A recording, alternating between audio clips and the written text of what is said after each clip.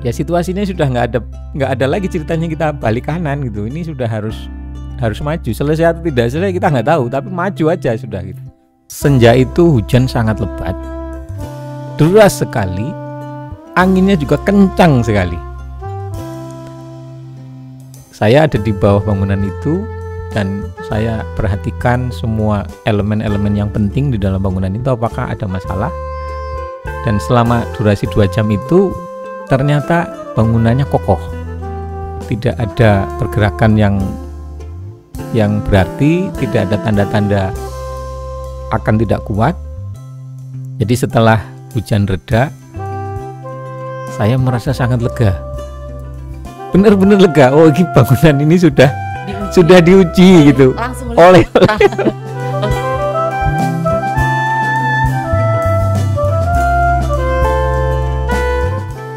Halo kawan UGM, kita jumpa lagi di UGM Podcast. Di episode kali ini kita mau ngobrol-ngobrol tentang bangunan yang cukup menyita perhatian waktu acara KTT G20 kemarin. Dan kita semua udah tahu bambu dum itu digunakan untuk menjamu para tamu undangan petinggi-petinggi negara yang hadir di acara KTT G20 kemarin. Dan tahu gak sih kalau ada pakar UGM yang terlibat dalam proses pembangunan karya yang luar biasa itu. Dan senang banget, bangga banget karena di kesempatan kali ini sudah hadir bersama saya Bapak Insinyur Ashar Saputra STMT PhD IPM dari Departemen Teknik Sipil dan Lingkungan Fakultas Teknik Universitas Gadjah Mada. Halo Pak. Halo Mbak. Oke, selamat datang di UGM Podcast. Pak, mungkin bisa sharing cerita sama kita gitu. Gimana rasanya bangganya dari bambu Bapak bisa dipercaya untuk ikut berpartisipasi di acara yang luar biasa yang mungkin hanya akan terjadi lagi 20 tahun di negara kita. Itu gimana Pak ceritanya? Ya, bangganya setelah acara selesai.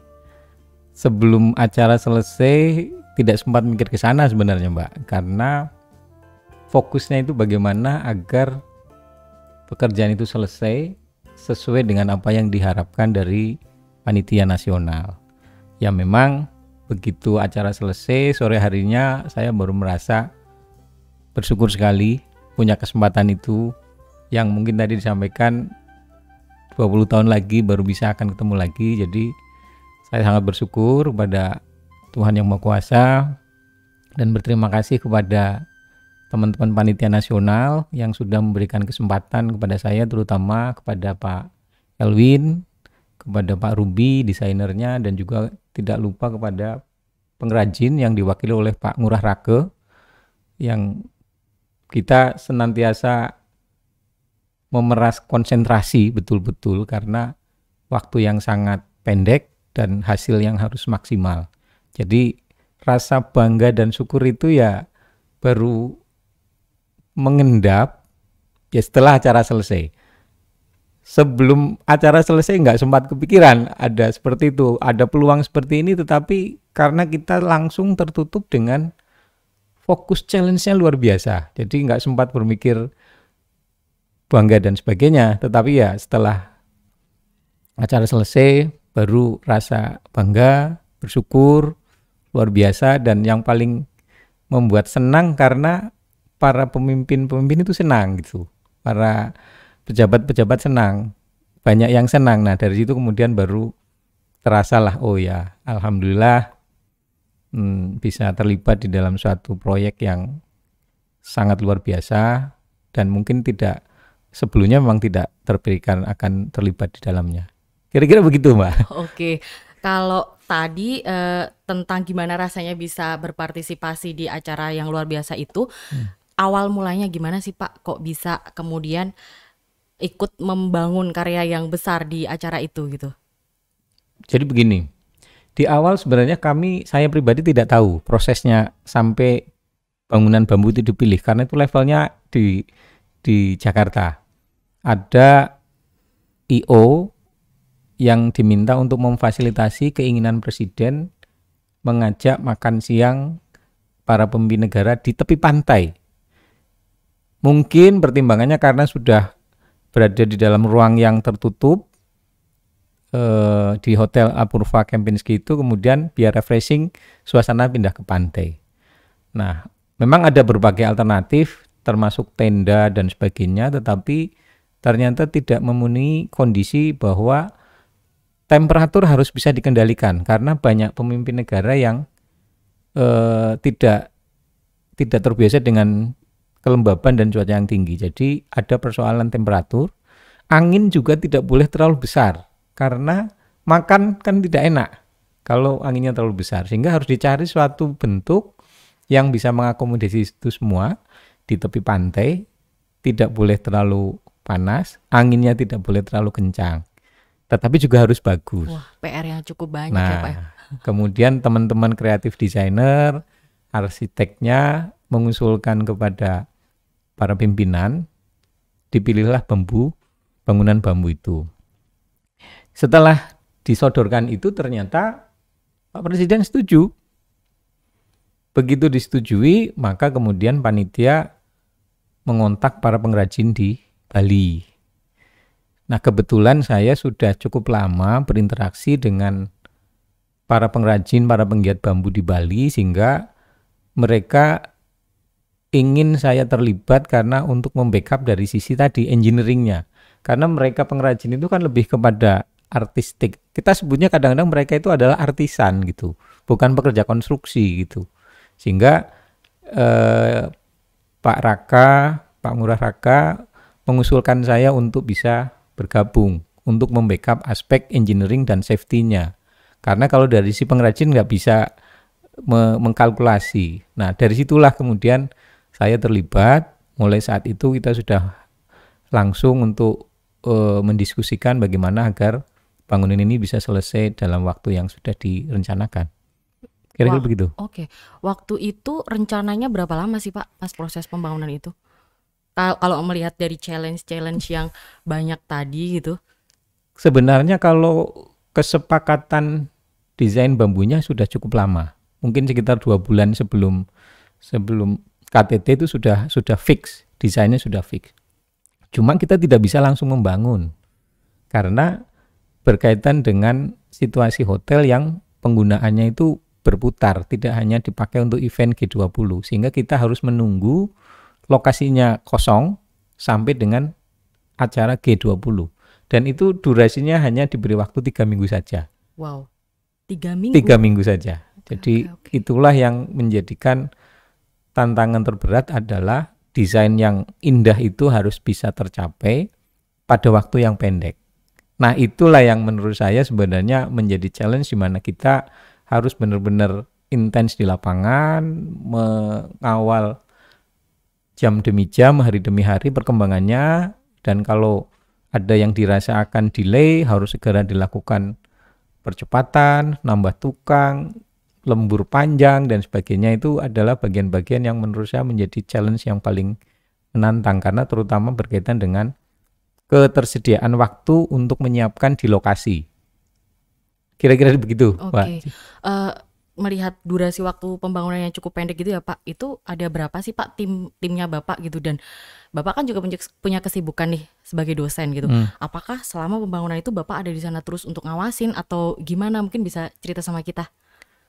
Jadi yang menjadi tumpuan utama kita adalah para pengrajin.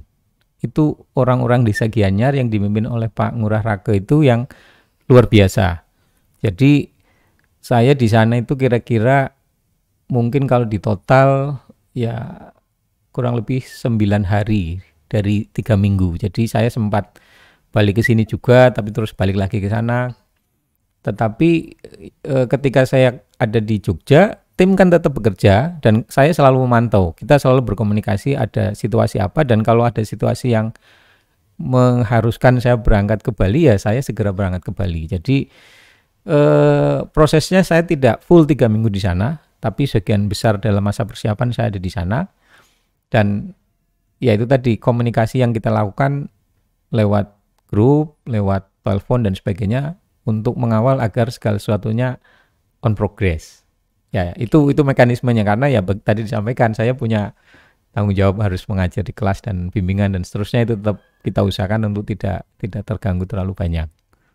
Oke, jadi semuanya balance ya. Kewajiban sebagai dosen tetap jalan, Kita bikin usahakan. karya juga tetap Ya, kita jalan gitu. usahakan. Oke, pasti selama proses pembuatan karya tadi, Bapak kan pasti punya banyak cerita-cerita uring yang mungkin belum banyak Bapak ungkapkan di berbagai media lain gitu. Mungkin Ya, Bapak bisa cerita di podcast UGM biar kawan UGM semua bisa tahu.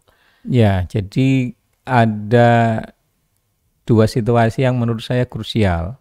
Jadi yang pertama adalah kira-kira di tengah perjalanan itu karena tekanan fisik dan mental yang tinggi, ada situasi di mana para pengrajin itu merasa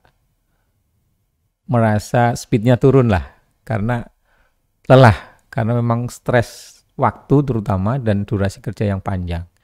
Sehingga ada suatu ketika teman-teman itu merasa tidak punya lagi keyakinan untuk bisa menyelesaikan sesuai jadwal. Wah, itu menurut saya itu yang titik di mana situasi itu berat sekali karena kita tidak mengandalkan siapapun kecuali para pengrajin itu. Ya, saya sempat membersamai mereka di warung darurat. Kalau di pekerjaan itu kan selalu ada tempat ngumpul lah, Mbak. Iya. Untuk tidak boleh di lokasi karena makan dan sebagainya tidak boleh di lokasi, sehingga harus jam istirahat itu kembali ke darurat. Itu pada curhat itu, wah apakah kita mampu nih mengejar ya. Saya sampaikan bahwa pada situasi ini kita tidak bisa lagi balik kanan. Selesai atau tidak selesai kita harus tetap maju. Ya mari kita bergandengan tangan, bahu-membahu, kita maksimalkan semampu kita bisa gitu. Jadi karena memang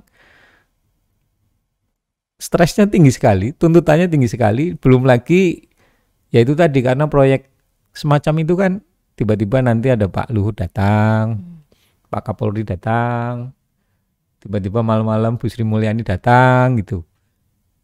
Pak Presiden juga datang gitu kan. Kalau Pak Presiden sih pasti sudah diberitahu, tapi kalau pejabat-pejabat selain presiden kadang-kadang dengan leluasa datang tanpa pemberitahuan. Pak Wisnu Tama datang ya langsung aja datang. Pak Setia Utama datang ya datang aja gitu. Bu Sri Mulyani ya datang ya udah datang aja. Jadi ya itulah yang kadang-kadang membuat tekanan itu semakin terasa. Nah, pada situasi itulah ada sempat down lah, mungkin sempat kita berani nggak, kita selesai nggak. Nah di situ itu yang menurut saya ngumpul dengan para pekerja lesehan gitu. Ya saya cuma bilang, ya situasinya sudah nggak ada lagi ceritanya kita balik kanan gitu. Ini sudah harus maju. Selesai atau tidak selesai kita nggak tahu, tapi maju aja sudah gitu. Ya itulah yang satu sisi di mana titik krusial menurut saya itu. Momen kedua yang menurut saya sangat berkesan adalah situasi ketika saya harus memastikan apakah bangunan yang sudah hampir jadi itu aman atau tidak. Kami insinyur dididik agar bisa memastikan dan menguji bahwa semua bangunan itu aman. Pada situasi kita tidak punya keyakinan, maka cara yang dilakukan adalah menguji langsung. Pada situasi normal, dengan durasi yang normal, biasanya saya memang menguji. Di struktur bambu itu saya gantungi dengan kantong pasir, saya tarik dengan tali untuk memastikan bahwa oh ini aman. Nah di dom bambu ini kan karena durasi yang sangat pendek, saya tidak mungkin menyiapkan setting pengujian untuk meyakinkan itu. Sehingga saya bingung ini gimana caranya memastikan bahwa ini harus aman gitu. Dan tidak boleh tidak aman itu. Nah itu saya ingat betul tanggal 7 jam 4 sampai jam 6 saya ada di bawah dom sedang memikirkan apa yang harus dilakukan untuk memastikan. Ya kalkulasi pasti dilakukan. Senja itu hujan sangat lebat, deras sekali, anginnya juga kencang sekali. Saya ada di bawah bangunan itu dan saya perhatikan semua elemen-elemen yang penting di dalam bangunan itu apakah ada masalah. Dan selama durasi 2 jam itu ternyata bangunannya kokoh. Tidak ada pergerakan yang berarti, tidak ada tanda-tanda akan tidak kuat. Jadi setelah hujan reda, saya merasa sangat lega. benar-benar lega. Oh, ini bangunan ini Diuji sudah diuji gitu langsung oleh Oke. sesuatu yang tidak bisa saya lakukan, dan ternyata langsung diuji dengan hujan yang sangat deras, yang anginnya juga sangat kencang. Setelah itu bangunannya baik-baik saja. Di sisi itu saya merasa, oh ini bangunan sudah siap untuk berfungsi dan aman. Dan besok paginya kan kebetulan mau dikunjungi Pak Jokowi. Jadi Selasa pagi Pak Jokowi datang langsung memeriksa ke dalam ruangan dan mencoba tempat duduknya. Itu sudah dicoba dulu di tanggal 8 itu sudah dites. Tapi pada situasi itu saya sudah sampai pada kondisi yes, ini ready gitu. Jadi ya itu momen yang kedua yang mungkin saya tidak akan lupakan, karena bagaimana kita akan memastikan bahwa bangunan ini aman tanpa pengujian gitu. Nah, itulah yang menurut saya mungkin menjadi tidak terlupakan adalah momen dua itu gitu. Oke. Saya dengernya aja tuh sambil deg-degan gitu. Bisa tidur nggak Pak selama itu gitu? Ya 3 minggu tidur saya tidak begitu baik saya kira gitu. Oke, I feel so. Saya bisa merasakan juga gitu. Oke, ngomongin tentang materialnya, bambu gitu. Ya. Tantangannya apa sih Pak pakai bambu tuh? Kesulitannya atau mungkin Ya, gimana? kalau cerita tentang bambu sendiri mungkin saya akan mulai begini. Jadi kalau bambu di Bali itu memang bisa dikatakan sudah menjadi bagian dari kehidupan. Baik dari sisi budaya maupun dari sisi keyakinan mereka. Jadi dalam setiap upacara adat mereka pasti akan bersentuhan dengan bambu. Mulai dari penjor ya. Penjor itu tiang yang tinggi melengkung yang kemarin dipakai. Kemudian sebelum Hari Raya Nyepi, masyarakat Bali itu punya ogoh-ogoh. Itu juga dibuat dari bambu dan bisa sampai tinggi 20 meter loh Mbak, ogoh-ogoh itu. Iya, Kemudian pada acara ngaben itu juga mereka menggunakan bambu, sehingga sebenarnya bambu di Bali memang sudah menjadi kehidupan bagian dari kultur juga kultur. ya. Jadi ketika memang KTT G20 ini di Bali sangat pas sekali ketika kemudian kita bersentuhan dengan bambu. Hal yang kedua terkait materialnya, tantangan ketika kita membuat bangunan dari bambu itu yang berbeda dengan bangunan yang lain, itu ada 3 hal yang ketidaktentuannya tinggi. Pertama itu kaitannya dengan dimensi. Dimensinya bambu itu tidak bisa seragam. Beda dengan kalau kita menggunakan pipa baja, pasti ukurannya sama, tebalnya sama. Bambu enggak. Bambu di bawah tebal, di ujung tipis. Diameternya di bawah besar, di atas sudah mengecil. Itu satu tantangan. Tantangan yang kedua adalah berkaitan dengan kematangan atau maturity dari material bambu. Bambu 2 tahun, 3 tahun, 4 tahun itu kekuatannya akan berbeda. Yang terakhir adalah ketidaktentuan yang berkaitan dengan teknik penyambungan. Nah, ini yang menjadi concern para penggiat bambu adalah 3 aspek itu harus bisa direkayasa sedemikian rupa agar aspek safety-nya tetap bisa tercapai. Tetapi secara natural bambu itu memang material yang liat, ulet, yang tahan gempa, tahan goyangan gitu. Walaupun tentu saja ada tantangan karena sifat material yang alami mungkin akan terserang rayap, mudah kalau tidak dilindungi mungkin bisa pelapukan. Nah, ini tinggal bagaimana desain bangunan bambu itu agar bisa mengatasi itu semua. Tetapi memang kelebihan bambu itu memang sangat lekat dengan budaya kita sebenarnya.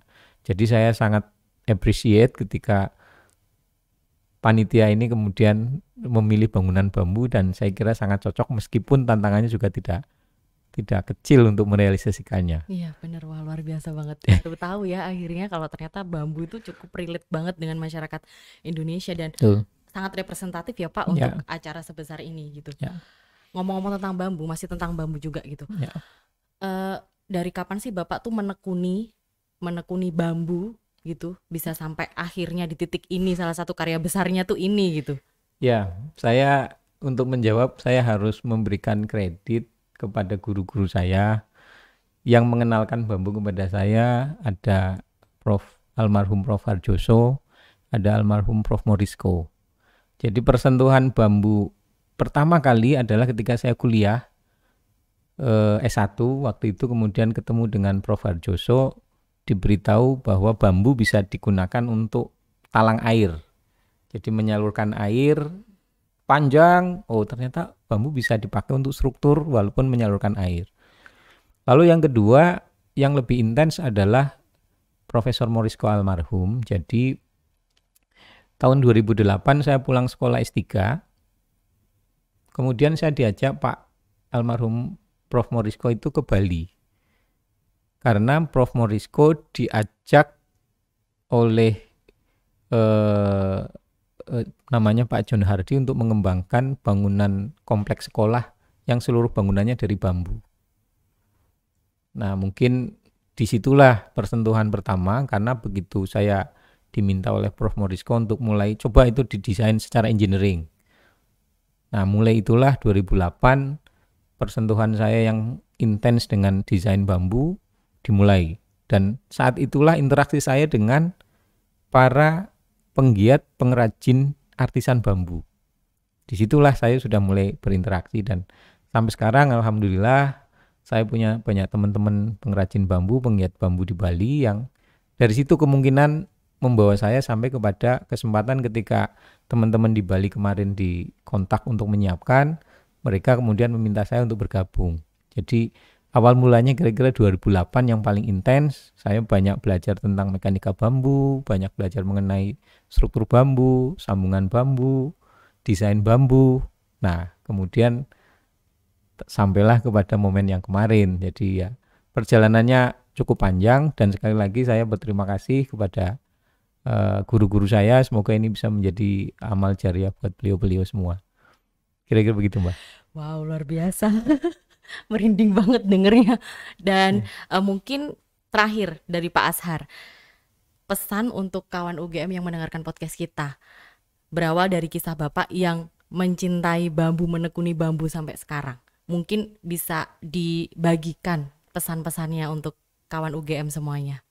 Baik, jadi pesan yang pertama, jangan menganggap remeh apapun gitu.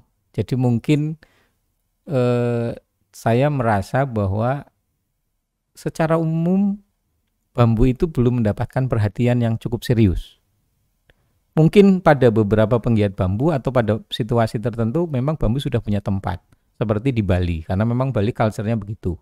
Tapi di luar Bali, saya kira pengertian, pemahaman, dan respect kepada bambu masih sangat sedikit. Nah, jangan kemudian karena suatu hal yang belum dianggap populer, kemudian diremehkan. Jadi pesan saya, kalau teman-teman mahasiswa punya sesuatu yang memang punya passion di situ, walaupun itu hal yang mungkin belum banyak diapresiasi orang, jangan cepat untuk berpindah atau tidak konsisten. Jadi tekuni di situ. Pada suatu saat, pada satu titik tertentu nanti akan sampai di mana kita melihat bahwa itu akan memberikan kemanfaatan baik kepada kita sendiri atau kepada orang lain. Jadi poinnya fokus, konsisten itu penting gitu. Lalu yang kedua, jangan mudah putus asa. Kadang-kadang kita merasa ragu-ragu, mampu enggak gitu. Ya, kita harus berani untuk memaksimalkan semua potensi agar semua tantangan itu bisa terjawab gitu. Tentu saja memang ada level-level yang ini bisa gagal dulu. Tapi pada situasi itu memang, ya situasi kemarin memang tidak boleh gagal. Ini yang kadang-kadang memang membuat stresnya cukup tinggi. Tetapi jangan cepat untuk mundur gitu. Semaksimal mungkin bisa berusaha tetap menjaga semangat. Mungkin itu Mbak yang bisa saya sampaikan. Oke, berarti tetap konsisten dan jangan mudah putus asa ya Pak ya. Ya, Semoga itu bisa menjadi inspirasi dan bisa membuat kawan UGM semuanya yang sedang menekuni sesuatu untuk selalu ingat pesannya Pak Azhar, karena Pak Azhar sudah membuktikan bahwa konsisten dan tidak mudah putus asa menghasilkan hasil yang besar di suatu hari nanti. Dan terima terima kasih. kasih juga untuk Pak Azhar sudah menyempatkan waktu untuk bisa hadir di UGM Podcast kali ini. Semoga di lain kesempatan kita bisa ngobrol-ngobrol lagi ya Pak. Siap. Ditunggu karya-karya besarnya lagi juga. Amin. Oke, terima kasih. Dan kawan UGM jangan lupa untuk selalu dengarkan podcast UGM di kanal YouTube dan berbagai platform media sosial lainnya. Jangan lupa juga untuk di-share supaya kita tetap semangat produksi bikin karya-karya podcast yang lainnya. Terima kasih dan sampai jumpa di UGM Podcast selanjutnya.